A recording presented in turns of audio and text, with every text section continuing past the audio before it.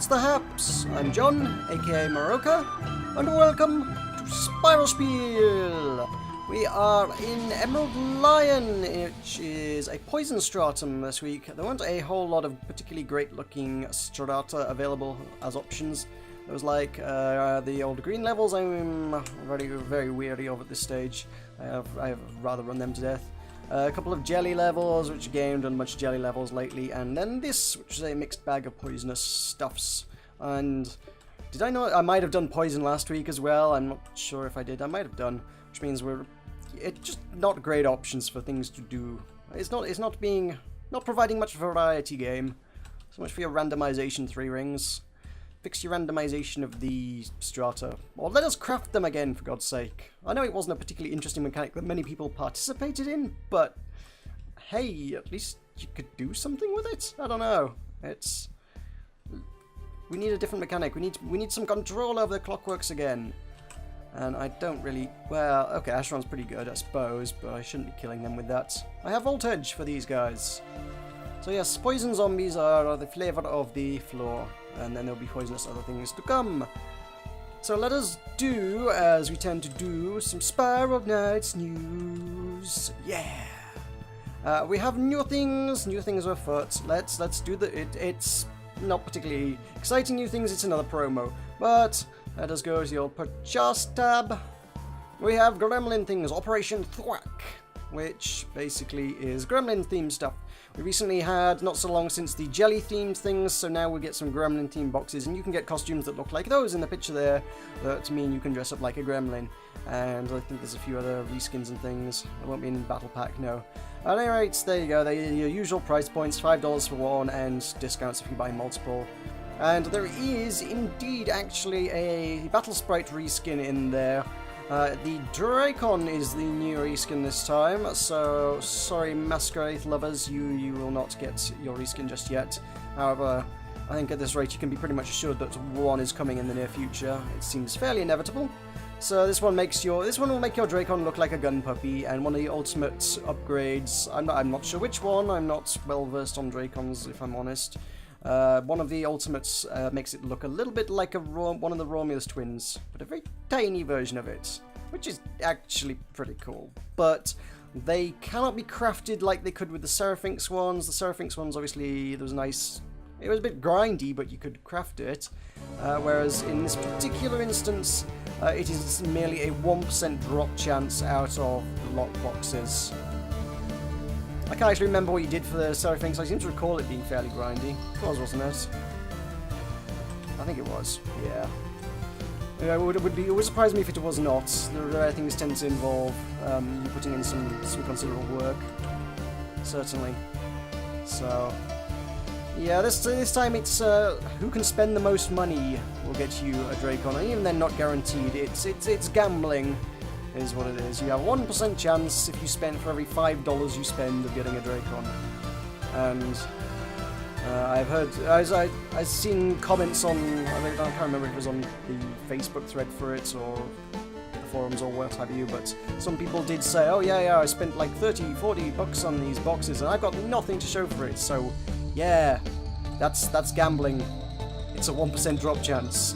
You can throw all the money you like at it. It's not going to really improve your odds. It's still a 1% chance out of every single box. Buying multiple boxes doesn't make it more likely. It just gives you more 1% chances. So, enjoy gambling. Gambling's fun, kids. Button Mash does not condone gambling. However, 3 Rings does seem to, so yeah, that's the thing. Woo! Check out them fire crystals. And check out that compound incoming. So let's, I've got a few questions, one indeed from last week that I never got round to, and I got a little bit of sort of channel news stuff. First up, I suppose apologies for curtailing the end of the Ice Queen run a little bit abruptly. There was technical issues while we're doing that, we got sort of halfway through the unknown passage, and I was talking to those guys, and they couldn't hear me. They just thought I'd gone quiet, and then we'd got damn near to the sanctuary before anyone was like, hey, Meroka hasn't said anything in a while. What's happening? And I was like, I'm here, guys. Can you not hear me? And it became readily apparent that they couldn't hear me. And it seems like my microphone had stopped working and Bandicam had stopped recording at about the moment at which the video cut off, I guess. Which meant no one could hear me from that point onwards. What is this? This is Creeping Colony, yes, which means we are jellies. I hope that's right. Yeah, jellies creep, right? Find out in a second. There's some jellies, I suppose, and some vulvas. Why the devil not? Also, as not strictly intended to be part of the 1,000 subscriber celebrations and whatnot, because actually I'm a little bit past 1,000 now. It's probably a little late to be celebrating that kind of thing, but kind of conveniently timed, I suppose. Is Bottom Mash is launching a new thing. A thing that isn't going to be a totally local thing that's applicable to only people in West Yorkshire, like most of our other stuff. We are starting a podcast, and that is... I did toy with the idea of putting it up on this channel. I'm not sure if I'm comfortable with that idea. I think I'm going to make a separate channel for that. We did claim the name. There is a YouTube channel. youtube.com/buttonmashpodcast is most likely where that's going to end up, on the basis that, well, it's a bunch of us, sort of mid-20s gamer blokes, just bantering, talking about video games for 2 hours or so, drinking beer at the same time, and there's slightly cruder language than you might, you know, be normally accustomed to on this channel. It's a bit more rough around the edges, as it were. So I kind of feel like I want to keep that content separate. However, there will be links in the description below for you to go check that out. Yep, totally jellies. So you will be able to go do that. And if you want to subscribe over there, that will be a weekly thing, hopefully, going forward. So that's kind of cool. So we've recorded the first episode. I actually, at the time present, haven't actually edited that, so that could go badly wrong, and it could just totally be messed up by the time this video goes out. But we should be recording them on Sundays. I'm probably going to put them on Tuesday, just to give myself an extra day to make sure everything's a-okay, tickety-boo. How do I get in this? I am missing a switch. There's a switch somewhere, clearly. Where is a switch? Hidden switch. Show me a switch. Why? Was it like hidden under a plant or something? I don't know. Ooh, there's a... hello. Oh, that looked like it was going to be a switch. I feel deceived and cheated, and I want my money back. Damn you. Okay, I will never know the secret of the mystery thing. Unless it's further ahead and requires me to do some backtracking. That could totally be a plausible thing. So yeah. So yes, Button Mash Podcast. Go check that out if you like slightly tipsy British blokes bantering about video games for 2 hours or so. Or I think that sounds rather appealing. Sure, go check that out. That'll be a thing you can do on a weekly basis. As I say, recording on a Sunday, I swear to God this is not intentional, but it has... Hello, is that a thing? It has, by pure accidental coincidence... No, that's not a switch. I thought that might be a switch. We do record it at the exact same time as the Arsenal podcast, which means I'm probably going to be unavailable for at least listening to that. I have no idea whether any plans to ever have me as a guest again or something. I don't know, but at any rate, I'm going to have to play catch up on that and watch that when it goes up. When it goes up, you know, instead of being there for the recording. Unless there are weeks in which I take off and have the other guys do the recording for me. So, yeah, that could be a thing as well. We shall see. We shall play that one by ear. So, that kind of sucks that I can't kind of listen to the Arsenal anymore live, but that's the way things happen. So, yeah, go check that out. That was a good shot. Right into the bomb, right into my face. So go subscribe to youtube.com/buttonmashpodcast, and there will be, well, unless you are easily offended by crude language and some slightly occasional off-color humor, in which case don't, and continue listening to my PG-friendly stuff over here, because I shall try and keep it clean around here, as is my way. So that's that. Let's do some questions. Questions are a thing we like to do around here. With questions... Oh, I've got voltage. I should be killing these guys with voltage. Although, I suppose Asheron is doing the job pretty well, to be fair. Yeah, I will take user-submitted questions and answer them each week if you're not familiar with the format. And I will give you a mini shout-out when I answer them, because you know, I will give people credit for asking me interesting questions, and I appreciate having interesting things to talk about. So do leave questions in the comments, or shoot me a message in Spiral Nights, or wherever. Also available on Twitter, sort of. I don't use it heavily, but I do monitor it. I mean, if you send me a message on Twitter, I will see it. I will see it. So let's do that. Questions. Mech Mirage. I think I planned on answering this one last week and I ran out of time. Asks, if you worked at 3 Rings, what accessory would you create? I am not a creative person. I really am not. Probably be... I mean, the game's already kind of, but probably something steampunky. There's a lot of steampunk elements already in here. Rivets and things and valves and these I don't know what you call that. I guess that was a valve. It's kind of a wheel valve thing. And yeah, a lot of steampunk elements already in there, but I've always been steampunk stuff. There's a lot of sort of... I'm not very heavy on it, but there's some sort of steampunk iconography in my channel branding. Like the little overlay that pops up at the 5-minute mark, and the numbers on my episodes, they're all on cogs and junk like that. So it's kind of vaguely steampunk, because that's kind of an aesthetic I quite like. And I haven't done much recently, but I used to hang out with like steampunk communities and stuff, which was all getting dressed up in Victorian era gear and stuff, and usually wearing a lot of goggles. So I got some nice goggles. I would probably pick some manner of goggles. I mean, the game already has loads of those, but I've got it's kind of a sort of iridescent kind of motorcycle goggles kind of thing. It is intended to be a motorcycle goggles, I guess, but I've just kind of put it on top of like a sort of aviator bomber cap kind of thing. Is that what you call it? It's the sort of thing old school fighter pilots in the World Wars would have worn, stereotypically speaking anyway. I don't know whether they actually did. Sort of, you know, you tally-ho, pip-pip, chocks away, whatnot, old boy. That kind of pilot. They're very much the stereotype there. And that's kind of cool. I like that one. So, I don't know. If I could have that, that'd be pretty sweet. I don't know what I'd put that on. I don't know. It might be a very good excuse to break out the tricorn. Could I have a tricorn with motorcycle goggles on?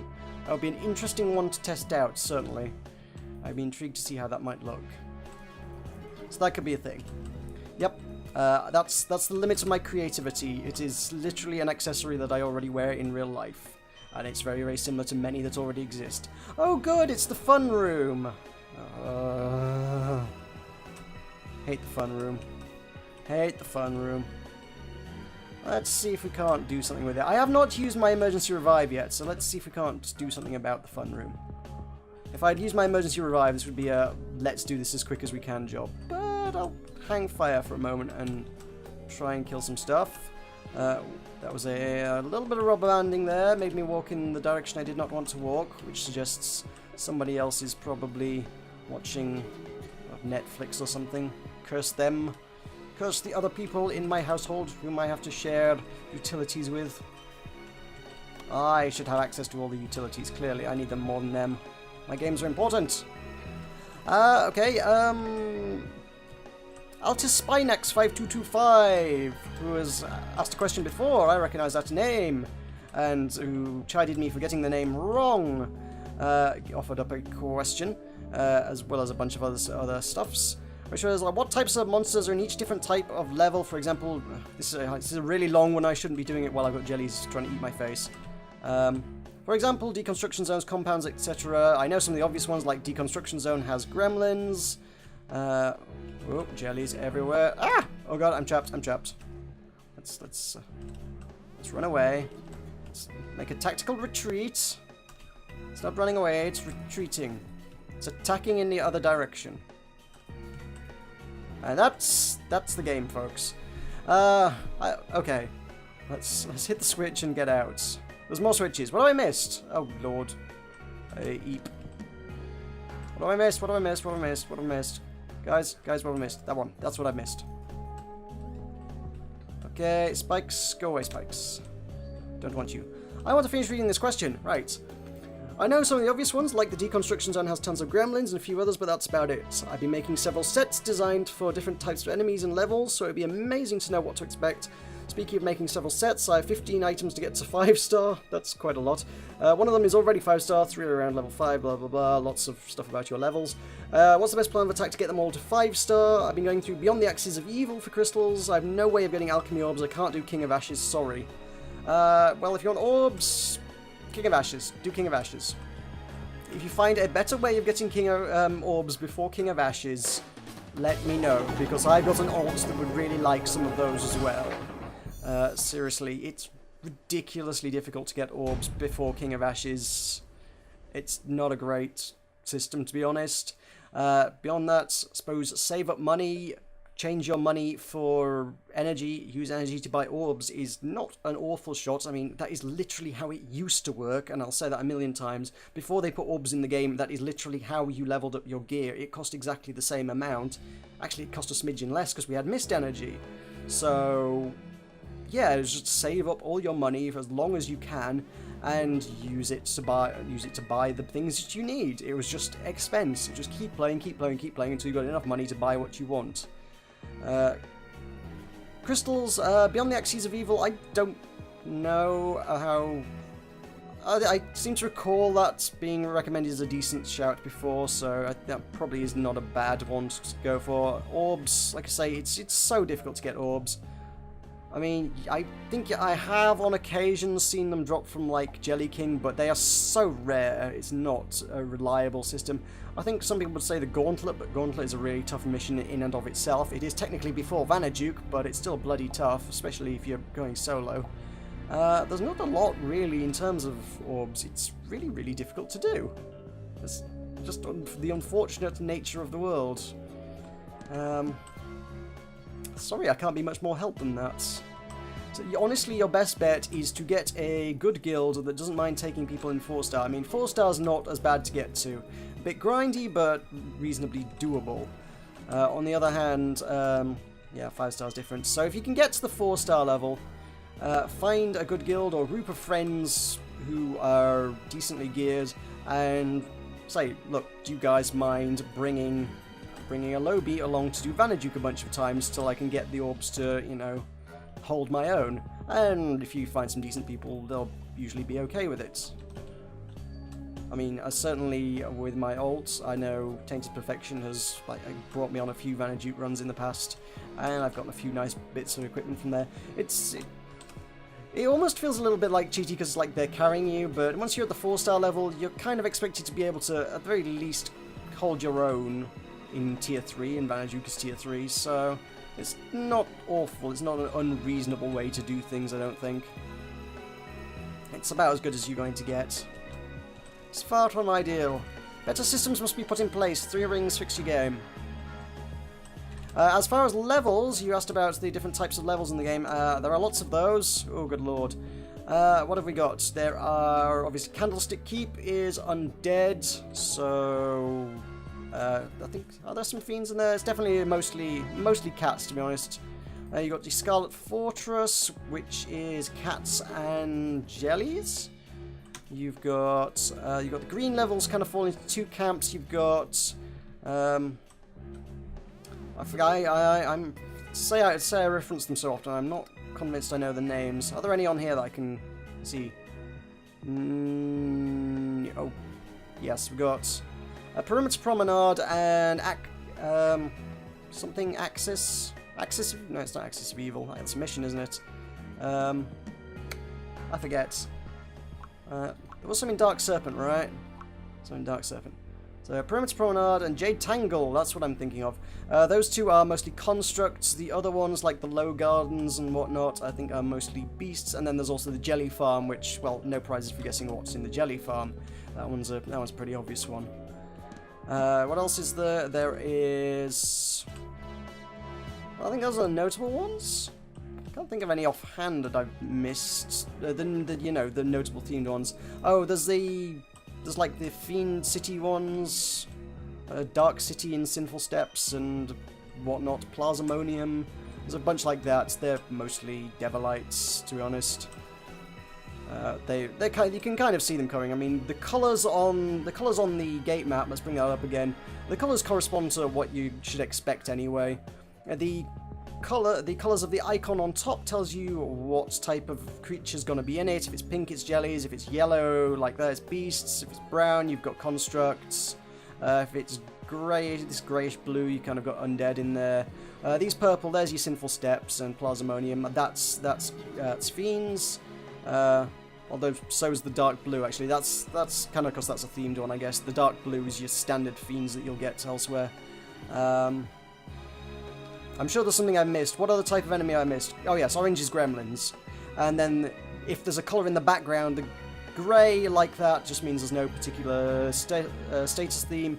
With green is poison, blue is freeze. It's kind of there's green is poison, and then green, there's like a greeny blue, which kind of looks, yeah, like that, which is shock, which looks sort of halfway between your freeze and your poison, just to confuse matters. Probably not fun if you're colourblind, I would wager. What else? There's orange is fire, and is there anything else I've missed? What statuses have I done? I think I did all the notable ones. If I missed one, I apologise. So all the sort of generic randomised levels just generally tend to fall into those camps. You can usually get, if you check the gate map, you can usually get a pretty good handle on what to expect. Things tend to be reasonably intuitive. If it's something like Wild Path, chances are it's going to be wild things. It's going to be beasts, you know. If it says, I'm trying to think of some other names of them now. Gremlin Grounds is going to be gremlins. Surprise, surprise. It's usually reasonably obvious what to expect in a level, to be honest. So I think I've covered a lot of the main ones. I can't think of any others offhand now. Yeah, I think that's the bulk of them. Treasure vaults. Treasure vaults are obviously treasure vaults, and bosses are, well, one would hope people would know bosses. Bosses are bosses. So why am I smashing that? I don't think there's a thing there. There is not. The Minecraft Mixer says, what is your favourite armour and what is the strongest? And that's had some people either answering or wanting to answer that one in the comments for him or them. I do not know. I've got that eternal internet problem of I always assume everyone's a guy. Judging by my demographics, by the way, if I check my statistics on the channel, I think I've reasonably likely odds that most people I'm talking to probably are, but I've got like it's like 90% male demographics apparently, according to YouTube, is my channel. But there you go. Some numbers for you. At any rate, the Minecraft Mixer asks about the armors. It's personal preference by and large, as...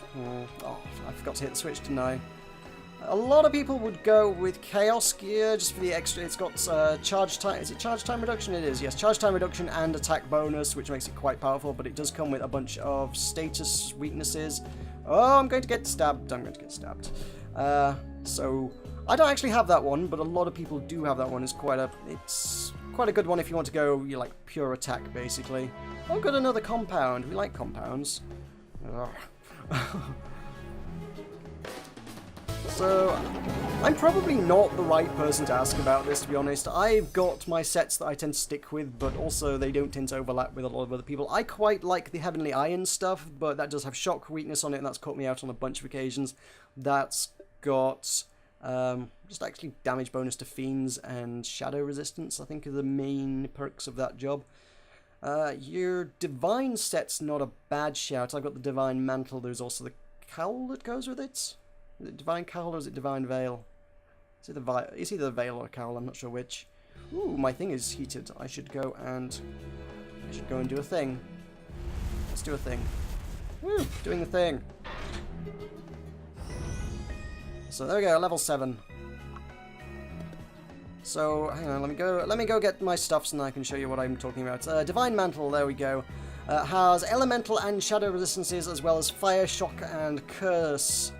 Which actually pretty quite nice. That covers quite a lot of bases with a lot of your endgame stuff. Certainly Vanaduke, you got the fire resistance in there, and it's got the shadow and elemental damage that you're likely to see in Vanaduke. You don't have any normal resistance on there at all, so that is perhaps a weakness in some circumstances, but honestly I do think the Divine Mantle is a pretty decent all-around set. If you're talking about speed, you might want to look into the Mercurial Helm, which lets you run a little bit faster, has some nice piercing and shock. Vogue is actually a very popular choice. That's got a lot of fire resistance, which makes it popular for Vanaduke, although it has got elemental resistance, and bear in mind that there are zombies everywhere. I think elemental is insofar as there are like fire traps and a bunch of junk like that, plus the fire resistance probably makes that more suited for Vanaduke, but the elemental resistance might not suit you too well against zombies. You'd be better off with something with fire and shadow, I think. Unless someone wants to correct me on that one and I'm woefully wrong. I would have said, you know, Divine having shadow and fire would probably suit you for Vanaduke. And yeah, a lot of people will end up just making a bunch of there's no real all-around good one. It's just a lot of people make different stuff for different levels. I mean, you could end up with a different set for every mission, every noteworthy mission in the game. So it's just tune to what you need and try and get a good, well-rounded set, I think, is the best advice I can give as far as armor goes.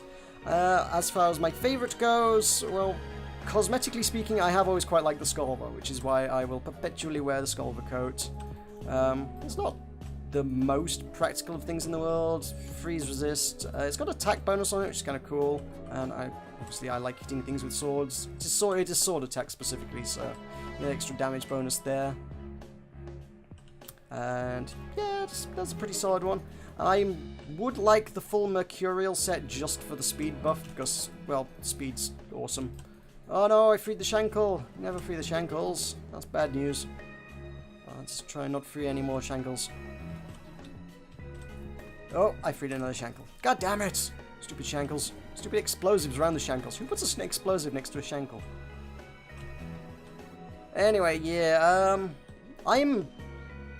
if you've ever watched any of my videos, you will note I am not good at this game. I'm not well versed on what is the strongest, what's the best. I have what works for me. I don't know the best. I know what I use is all I'm versed on. I have the gear that's good.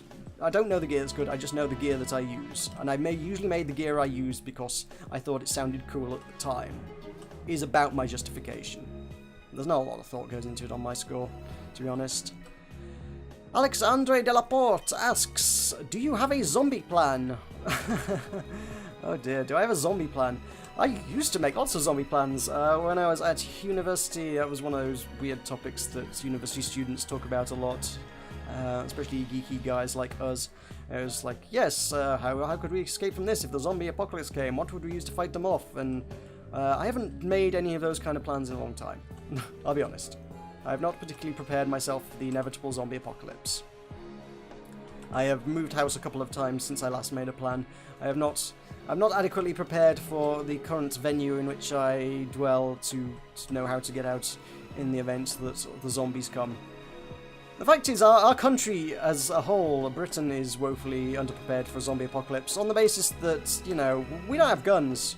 You'll notice there are very, very few zombie movies set in Britain because there's very little you can do. You can't actually fight the zombies off because nobody has guns, or, well, very, very few. Actually, with that said, I suppose there was Shaun of the Dead, but yeah, and they had to go to the pub to get the gun because it was a decorative one that was hanging from the ceiling at the pub, so there was that, yeah.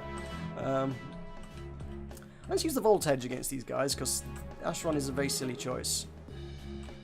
I don't know why I'm still using it. It's just an autopilot at this stage, I guess. So yeah, well, we're not well equipped for zombies. It's going to be a lot of melee combat if the zombie apocalypse ever comes to Britain. I am reasonably well prepared in that regard, I suppose. I do, for whatever reason, have a genuine 19th century saber in my room. So I presume it's still functional. Imagine if you still swung it at a zombie's neck, you could get some degree of decapitation going on. So yeah, I'm gonna have to go swordsman if the apocalypse ever comes around. That's probably my most effective tool in the fight against the zombie scourge. Yeah. So haven't planned that one out lately. Really haven't. That's kind of me out of the questions I had planned. There's another thing I was going to mention. What was I going to mention? Oh yes, as you won't be aware, because I don't make the numbers public anymore, but we are fairly steadily reaching episode 100 of Spiel, and I sort of, as an internal reference, I have always kind of identified episodes 1 through 50 of Spiel as being kind of season 1, and then beyond that, when I did a sort of rebranding, did away with the numbers and whatnot, I've kind of called this season 2. And I sort of feel like episode 101 would be like season 3. And actually, yeah, you can actually get a pretty good handle on what episode number I'm up to by looking at the Arsenal podcast, because we're actually very close in terms of episode numbers. Yeah, and we're both on a weekly basis, so we'll kind of keep lockstep going on there. There's only like 2 episodes in it. So yeah, I'm close to episode 100, which would mark the end of the season. Not the series, I'll keep it going, I'll keep doing it, but I kind of would like to do something different. And actually, it was Altus Spinax 5225 regales me with an excellent story that began me Wikipediaing about. When I asked last week, was there anything interesting about people's names, and they told me about a game that had a type of dinosaur that was the inspiration for a unit or character or something that was I think it was just called Spinax, and it was based on the Altus Spinax. So then I started searching for that. I got some interesting stories about dinosaurs, because dinosaurs are cool. And basically it's a dinosaur for which the only known fossil record that exists is a single tooth. They did find a set of like 3 vertebrae that had big plates on it, big spines that would have gone on the back, and that's how it gets its name. They were high spines. It was Altispinax, which how it came by its name. And they thought that this tooth belonged to it as well, and then later discovered that actually, with further research, this tooth actually probably belonged to something entirely else. Now, I have no idea how one comes to that conclusion. I don't know how you can determine whether a tooth belongs to the same creature when all you have to go on the entire record is 1 tooth and 3 vertebrae, but what can I say? I am not an archaeologist. I don't know their methodologies. They probably know more about dinosaur bones than I do. So, yeah, later came to light so many years down the line that the vertebrae actually probably belonged to an entirely different species, and they renamed the ones with the vertebrae Beckelspinax after the guy who made the discovery. And that seems kind of odd in just thinking about that in hindsight now, insofar as surely the one that actually had the high spines would be called Altispinax, but no, they call that one Beckelspinax, and the tooth belongs to Altispinax. And I don't know, just kind of interesting little story there. And that got me thinking about a thing I could do.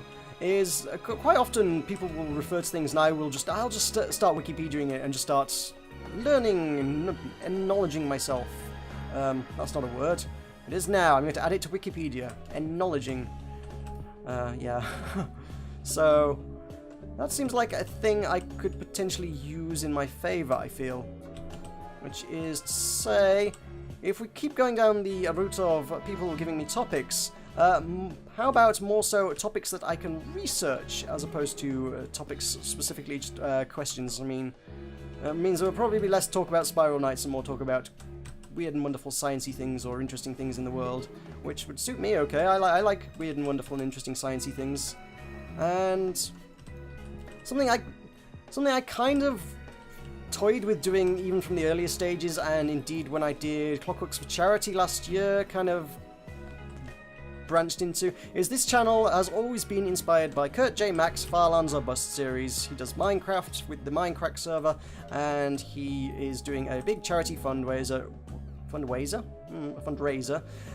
the Edge of Minecraft, and it's very much the same kind of format. People ask questions, and it gives him something to talk about whilst he's walking a really long time and making a lot of generally not the most interesting of gaming content, but he's managing to make interesting commentary out of it by doing what he's doing, which is surely I hope the comparisons to what I'm doing here should be reasonably obvious. There's also a mod on the Strangeland server is also doing Euro Truck Simulator as a charity fundraiser, which again actually follows a very similar format.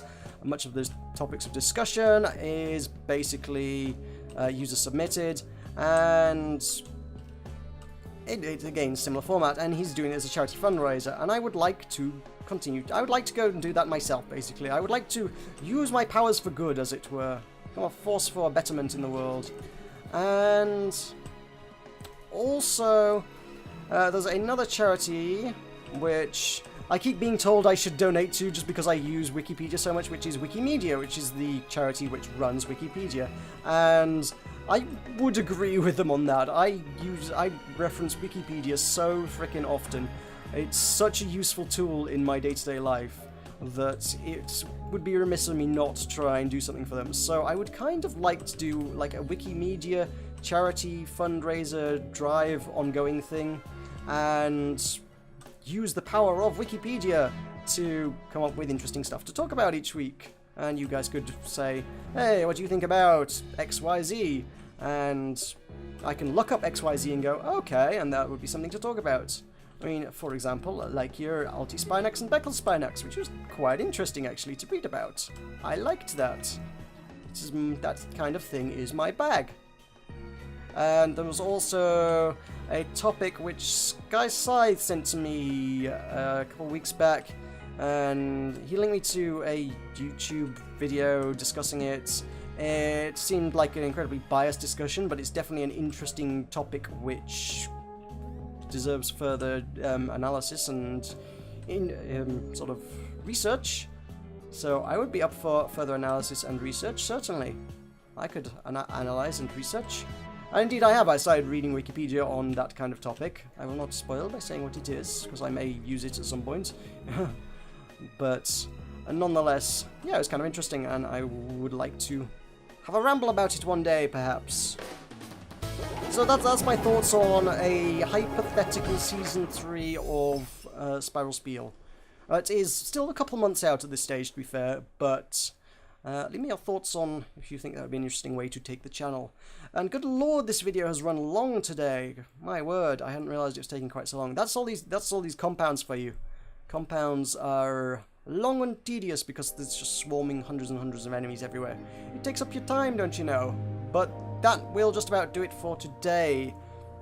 So, in just uno momento on the screen, you will see a link to the Patreon campaign. If you wish to support me on my channel and my endeavours, please head over there and check that out, because I would really like to meet some of those milestones, because that would allow me to do some really cool stuff with this channel. That would be awesome. And don't forget to leave a like if you enjoyed this video, but we'll leave it there for now. So thank you very much for watching. I've been Meroka. This has been Spiel. I'll see you next time. Yeah!